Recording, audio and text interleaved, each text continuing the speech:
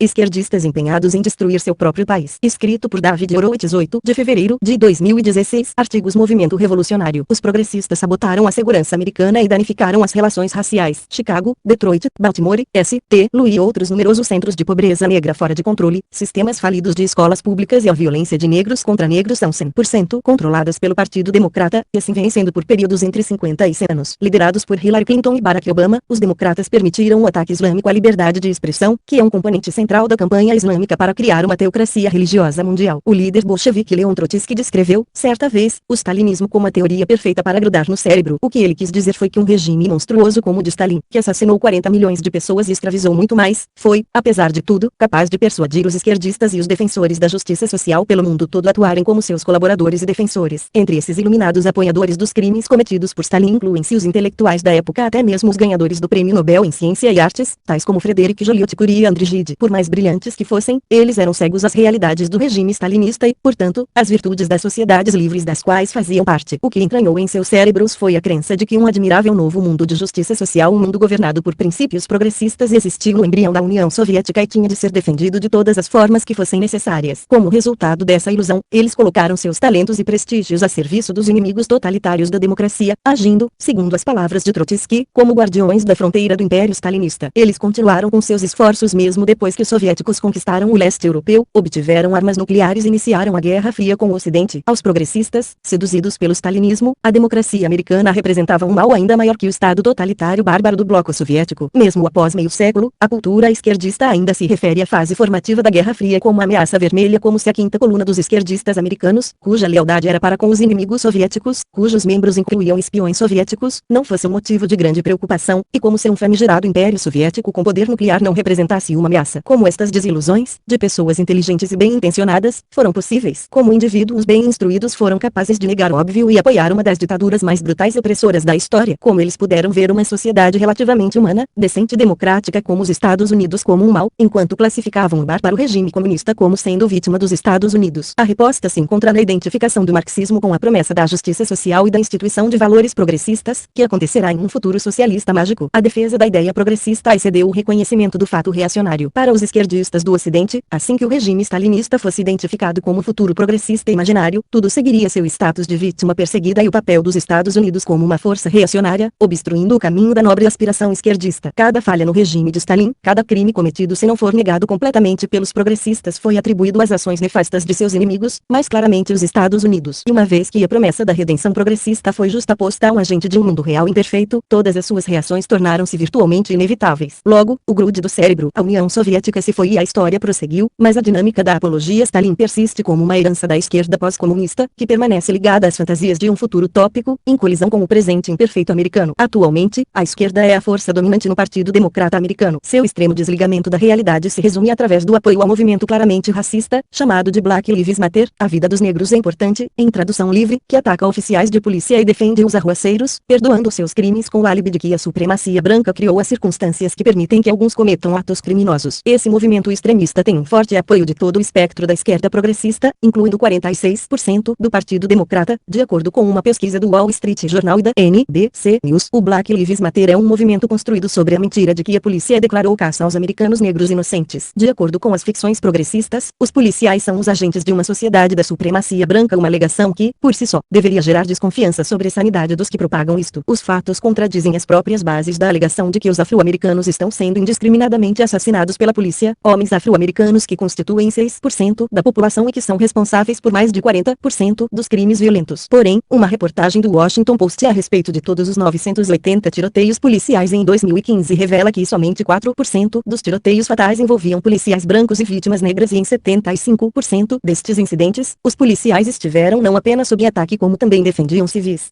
Ou, como Michael Alves observou no New York Post, em outras palavras, eles estavam fazendo o seu trabalho. Um incidente no subúrbio de St. Louis, na cidade de Ferguson, Missouri, tornou-se o ponto de partida para o movimento Black Lives Matter e suas alegações maliciosas de que negros inocentes estavam sendo assassinados injustificadamente por policiais racistas. A suposta vítima, Michael Brown, acabara de cometer um assalto à mão armada e se recusou a se render ao policial da Wilson. Em vez disso, o ladrão de rua de 140 quilos atacou Wilson em seu veículo, tentou tomar a arma do policial e depois recuou para atacá-lo novamente. Seguidos tiros foram incapazes de impedir Brown, até que um o matou. Ao ignorar os fatos, o Black Lives Matter promoveu a mentira, inventada pelo cúmplice de Brown, onde este havia colocado as mãos para cima na tentativa de se render quando levou o tiro. Mãos para cima, não atire rapidamente se tornou o hino do movimento. Mas essa mentira foi refutada não somente por evidências forenses e pelas testemunhas negras perante o júri convocado para o caso, mas também por uma revisão conduzida por um ex-procurador, o general Eric Holder do Departamento de Justiça, outrora disposto a demonstrar o fanatismo do Departamento de Polícia de Ferguson. Enquanto isso, manifestantes atearam fogo na cidade de Ferguson, causando milhões de dólares em danos, porque se não houvesse justiça tomar Wilson como culpado não haveria paz, como o agora popular slogan do grupo diz. O Black Lives Matter, então, começa sua cruzada para outras cidades, mais especificamente a de Baltimore, onde um criminoso muito conhecido, Freddie Gray, tornou-se uma outra causa célebre. Gray tinha sofrido graves ferimentos dentro de um veículo policial, onde havia somente outro detento. Assim que o Black Lives Matter inspirou multidões a se reunirem em protesto, o prefeito negro do Partido Democrata de Baltimore ordenou à polícia que baixasse a guarda, permitindo que eles destruíssem milhões de dólares de propriedades. O promotor negro do estado pelo Partido Democrata indiciou, então, 6 policiais, 3 deles eram afro-americanos por várias acusações, inclusive por homicídio qualificado. O resultado imediato da guerra do Black Lives Matter contra os agentes da lei foi uma epidemia de crimes, já que os policiais decidiram que a aplicação ostensiva da lei era perigosa para suas vidas e carreiras. Os homicídios nas áreas de Ferguson e Baltimore aumentaram em 60%. Praticamente todas as vítimas eram negras, o que revela a hipocrisia de um movimento para o qual a vida dos negros não importa de fato, mas os ataques contra a aplicação da lei e a estrutura de poder, sim. Como é possível que algum cidadão sensato, ainda mais alguém com aspirações progressistas, pudesse apoiar uma multidão itinerante e seus linchamentos como aquela de Ferguson? Como é possível que metade do Partido Democrata possa apoiar um movimento que condena os Estados Unidos como uma sociedade de supremacia branca, ignorando a realidade de que o presidente, o chefe de polícia e milhares de funcionários públicos e representantes eleitos, incluindo os prefeitos e chefes da polícia de grandes centros urbanos, tais como os de Memphis, no estado de Tennessee e nos estados de Atlanta e Filadélfia, são negros? Em Detroit, o novo prefeito é na verdade o primeiro prefeito branco em 40 anos, enquanto o chefe de polícia ainda é negro. Só se aceita o absurdo de que os Estados Unidos é uma sociedade de supremacia branca caso se sofra de uma ilusão de que todas as desigualdades estatísticas que afetam os afro-americanos, como as altas taxas de crimes, não sejam o reflexo da cultura e do caráter, mas marcas de opressão racista. Esse absurdo em particular universal dentre os progressistas americanos e o atual Departamento de Justiça do ZEUA é facilmente refutado, se as disparidades estatísticas comprovassem racismo. A National Basketball Association, Associação Nacional de Basquete, da qual 95% dos novos multimilionários são negros, seria uma associação controlada por racistas negros. Assim como a National Football League, Liga Nacional de Futebol Americano, enquanto a National Hockey League, Liga Nacional de Hockey, seria dominada por racistas brancos.